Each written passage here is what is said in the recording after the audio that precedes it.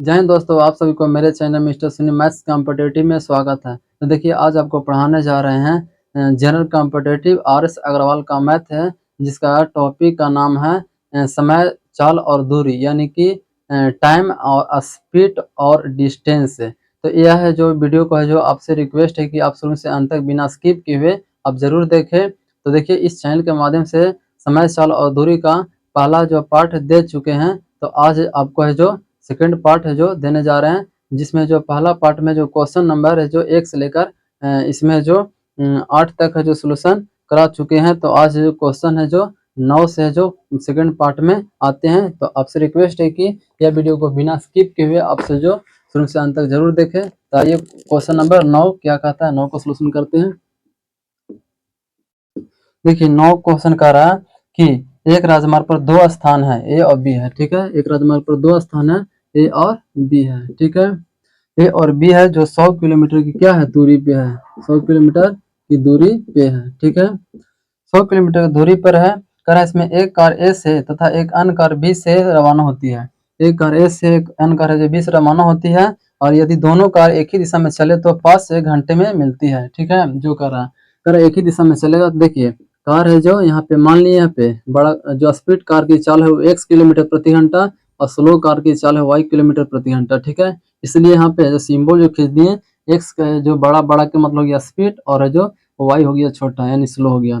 तो कह रहा है इसमें कि देखिए आप याद रखिएगा, एक ही दिशा में जो कार चलेगा तो उस स्थिति में जो कार की चाल क्या होता है, घट जाता है। ठीक है, तो एक ही दिशा में यहाँ पे बोला है क्वेश्चन में कि एक ही दिशा में चलता है, तो अगर दोनों कार एक ही दिशा में चले तो 5 घंटे में मिलती है। देखिए एक ही दिशा में चल क्या होता है, घट जाता है, तो x माइनस वाई घट जाएगा यहाँ पे। और दूरी कितना है, 100 किलोमीटर, और जो उस स्थिति में कितना घंटा मिलती है, 5 घंटा मिलती है। तो 5 से डिवाइड कर देंगे तो हो जाएगा 20, 25 100 20 होगा। तो x माइनस वाई का वैल्यू मिलेगा कितना, 20।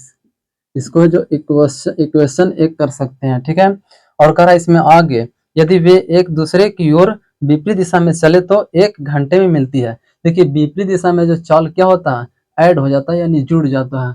देखिए चाल क्या हो जाएगा, ऐड हो जाएगा, x प्लस वाई होगा।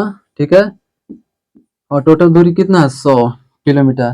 तो उस स्थिति में विपरीत दिशा में जब चलता है कार तो 1 घंटा में क्या होता है, मिलती है। ठीक है, एक से भागा देंगे। ठीक है, दूरी बटा होगा समय, चाल, और ये भी हमारा क्या है, एक ही दिशा में चल रहा है, दोनों का चाल ऐड हो गया। तो यहाँ पे लिख सकते हैं जो चाल 100 में 1 से भागा तो कितना होगा, 100, समीकरण 2 होगा। ठीक है, देखिए ध्यान दीजिएगा, जब यहाँ पे तेज गति की जो कार का जो चाल निकालना रहेगा तो दोनों को जोड़ के दूसरे भाग मारेंगे। ठीक है, यानी कि 20 और 100 को जोड़ के दूसरे भाग मारेंगे। और स्लो गति के जो स्लो कार की जो गति निकालना रहेगा तो उस स्थिति में दोनों का वैल्यू का घटा के और दूसरे भागा मारते हैं। ठीक है, या फिर जो समीकरण से भी हल कर सकते हैं, यहाँ पे समीकरण 1 और 2 को ऐड कर देंगे, उससे भी निकल जाएगा। ठीक है, तो देखिए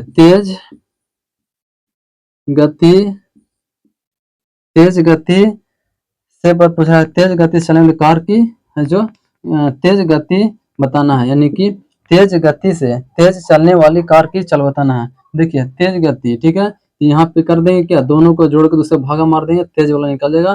तो 100 और 20 कितना होगा, 120, और दूसरे भागा मारेंगे तो कितना होगा, 60 किलोमीटर प्रति आवर। तेज गति से चलने वाले हो जाएगा कार की गति कितना हो जाएगा, 60 किलोमीटर प्रति घंटा। तो आते हैं नेक्स्ट क्वेश्चन, क्वेश्चन नंबर 10 पे।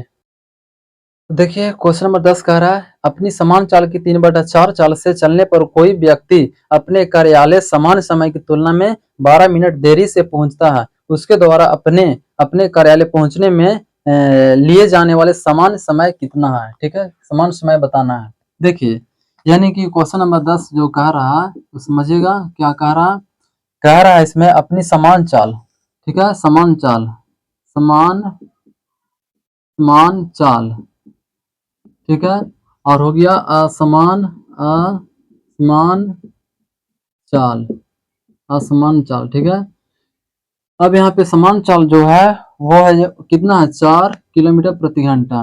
वो असमान चाल है वो 3 किलोमीटर प्रति घंटा हो जाएगा। ठीक है, काक के नियम से समान चाल हो जाएगा 4 और असमान चाल हो जाएगा 3 किलोमीटर प्रति घंटा। चाल को उल्टा होता है समय, तो यहाँ से हो जाएगा समय, समय का रेशियो हो जाएगा उल्टा हो जाएगा, चाल का उल्टा होता है तो 3 हो जाएगा, और हो जाएगा यहाँ पे 4 चल का उल्टा होता है समय, ठीक है, आपस में संबंध होता है। तो कह रहा है इसमें कि 3/4 चाल से चलने पर कोई व्यक्ति अपने कार्यालय समान समय की तुलना में 20 मिनट देरी पहुंचता है। कितना मिनट? 20 मिनट देरी पहुंचता है, ठीक है, 20 मिनट देरी। अब देखिए, पहले पहुंचता था समय कितना? पहले पहुंचता था जब समान चाल से चलता था तो 3 मिनट में पहुंचता था, और जब है जो असमान चाल से चलता था तो 4 मिनट में पहुंचता था। देखिए अब कितना मिनट देरी पहुंच रहा है? पहले 3 मिनट में, आप पहुंच रहा है 4 मिनट में, तो 1 मिनट का देरी हो रहा है, ठीक है। तो तुलना कर देंगे, क्वेश्चन के अकॉर्डिंग 20 मिनट देरी, और यहाँ है जो यानी कह सकते हैं मेरा अकॉर्डिंग कितना? 1 मिनट देरी, ठीक है। तो कर उनके द्वारा अपने कार्यालय पहुंचने में लिए जाने वाले समान समय कितना है? समान समय है, समान चाल समान समय, ठीक है। असमान चाल असमान समय, हमको पूछा समान समय, तो कितना है समान समय? 3 से मल्टीप्लाई करेंगे, ठीक है।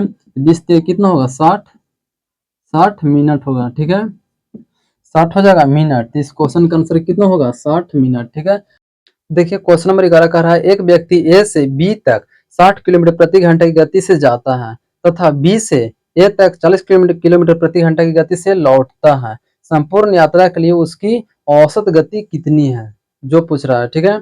यानी कि कोई व्यक्ति है जो ए से बी तक 60 किलोमीटर प्रति घंटे की गति से जाता है और बी से पुनः ए तक 40 किलोमीटर प्रति घंटा की गति से वापस लौटता है, ठीक है। यानी कि ए से बी तक जा रहा है और बी से ए तक पुनः वापस लौटकर आ रहा है। संपूर्ण यात्रा के लिए, ठीक है, मतलब टोटल यात्रा के लिए उसकी औसत गति कितना है, ठीक है। यानी कि यहाँ पे फिगर ये इस टाइप पर होगा, ए यहाँ पे होगा, यहाँ पे बी होगा, ए से बी तक जाता है और पुनः जो बी से ए तक वापस आता है।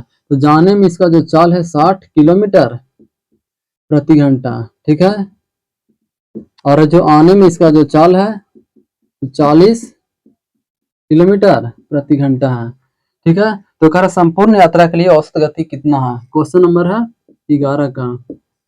देखिए संपूर्ण यात्रा के लिए औसत गति होता है एवरेज जो स्पीड होता है, average speed equal to formula होता है, याद रखिएगा 2xy बटा x प्लस वाई, ठीक है। संपूर्ण यात्रा यानी संपूर्ण यात्रा की गति होता है 2xy बटा x प्लस वाई होता है। तो 2x का वैल्यू जाने वाला मान लेंगे 60 किलोमीटर प्रति घंटा और y की वैल्यू आने वाला मान लेंगे 40 किलोमीटर प्रति घंटा, और दोनों को आपस में x प्लस वाई जोड़ देंगे तो 60 40 कितना होगा? 100, 1 0 1 0 1 0 1 0 डबल जीरो से डबल जीरो कैंसिल, और 6 चौको 24 दोनों कितना होगा? 48, यानी कि 48 किलोमीटर प्रति घंटा होगा। इस क्वेश्चन की आंसर कितना होगा? 48 किलोमीटर प्रति घंटा। आइए आते हैं नेक्स्ट क्वेश्चन, क्वेश्चन नंबर 12 पे आते हैं, ठीक है। देखिए क्वेश्चन नंबर 12 को पढ़ते हैं। कह विश्रामों को छोड़कर एक बस की गति 64 किलोमीटर प्रति घंटा है और विश्रामों सहित बस की गति 48 किलोमीटर प्रति घंटा है। प्रत्येक 1 घंटे में बस कितने समय विश्राम के लिए रुकती है? क्वेश्चन कह रहा है विश्राम को छोड़कर, ठीक है, यानी कि ठहराव को छोड़कर बस की जो गति है 64 किलोमीटर प्रति घंटा है। क्वेश्चन नंबर 12 पे, क्वेश्चन नंबर 12 का है यानी कि विश्राम को छोड़कर, ठीक है, यानी कि विश्राम का मतलब होता है ठहराव। विश्राम को छोड़कर विश्राम को छोड़कर जो गति है या चाल है, विश्राम को छोड़कर बस की जो गति है, गति, और यहाँ पे कर विश्राम को लेकर ये विश्राम सहित है, विश्राम सहित है, विश्राम सहित यहाँ पे जो गति है, विश्राम को छोड़कर 64 किलोमीटर प्रति घंटा गति है और विश्राम को लेकर जो गति है वो 48 किलोमीटर प्रति घंटा है, ठीक है, 48 किलोमीटर प्रति घंटा है। तो कह रहा है इसमें प्रत्येक 1 घंटे में बस कितने समय विश्राम के लिए रुकती है, ठीक है, प्रत्येक 1 घंटे में कितने समय विश्राम के लिए रुकती है, ठीक है। प्रत्येक 1 घंटा में 1 घंटा में विश्राम के लिए बस रुकती है, अब यहाँ पे रुकती है, कितना रुकती है, ठीक है, कितना समय रुकती है, तो इसको करें क्या, यानी कि बिना विश्राम को छोड़कर गति और विश्राम सहित गति, विश्राम को छोड़कर गतिया में से विश्राम सहित गतियों को घटा देंगे, ठीक है। तो 64 में से 48 घटेगा, यानी 14, यहाँ लिख सकते हैं 64 माइनस 48, ठीक है। और करेंगे क्या, नीचे जो लिखेंगे बटा में विश्राम को छोड़कर गति लिखेंगे, यानी बड़का मान लिखेंगे, कितना 64, ठीक है। और ये सब किस में मिलेगा, ये सब मिलेगा किलोमीटर प्रति घंटा में गति है, तो किलोमीटर प्रति घंटा में है, तो पूछा है कि 1 घंटे में कितने मिनट, कितने समय रुकता है, तो यहाँ पे 60 से गुना कर देंगे, यानी मिनट, घंटा को मिनट में कन्वर्ट करेंगे। देखिए अब 14 में से 8 घटेगा तो कितना होगा 6, अच्छा 6 में से घटेगा, यानी 5 में से 4 घटेगा तो कितना होगा 1, 16/64 इंटू 60। अब 16 चौके 64, 4 बार में और 4 से कट जाएगा, 15 चौके 60, तो 15 मिनट क्या कर रहा है, 1 घंटा में जो बस जो रुक रहा 15 मिनट रुक रहा है, ठीक है। तो आते हैं नेक्स्ट क्वेश्चन, क्वेश्चन नंबर 13 पे आते हैं, ठीक है। देखिए अब क्वेश्चन नंबर 13 को पढ़ते हैं, समझते हैं। कर एक व्यक्ति 24 किलोमीटर की दूरी 6 किलोमीटर प्रति घंटा की चाल से, एक अन्य 24 किलोमीटर की दूरी 8 किलोमीटर प्रति घंटा की चाल से तथा एक अन्य 24 किलोमीटर की दूरी 12 किलोमीटर प्रति घंटा की चाल से तय करता है, पूरी यात्रा के लिए उसकी औसत चाल कितनी है, ठीक है। यानी कि तीन भाग तय करता है, पहला, दूसरा और एक तीसरा, ठीक है। ये हो गया ए बी सी डी, ठीक है। पहले जो 24 किलोमीटर की दूरी और पुनः 24 किलोमीटर की दूरी और पुनः 24 किलोमीटर की दूरी, ठीक है। तो 24 किलोमीटर की दूरी जो तय करता है, समझिएगा, 24 किलोमीटर की दूरी पहले का जो तय करता है वो 6 किलोमीटर प्रति घंटा की चाल से, और पुनः जो 24 किलोमीटर की दूरी तय करता है वो तय करता है 8 किलोमीटर प्रति घंटा की चाल से, और पुनः जो 24 किलोमीटर की दूरी तय करता है वो 12 किलोमीटर प्रति घंटा की चाल से, ठीक है। 3 तरह की चाल से तय करता है, ठीक है। क्वेश्चन नंबर कितना, क्वेश्चन नंबर 13 है। इसको सोल्यूशन कैसे करेंगे, तो पूछ रहा है क्वेश्चन, क्या पूछ रहा है आंसर, इसमें पूछ रहा है क्वेश्चन निकालना क्या है, पूरी यात्रा के लिए औसत चाल निकालना है, ठीक है।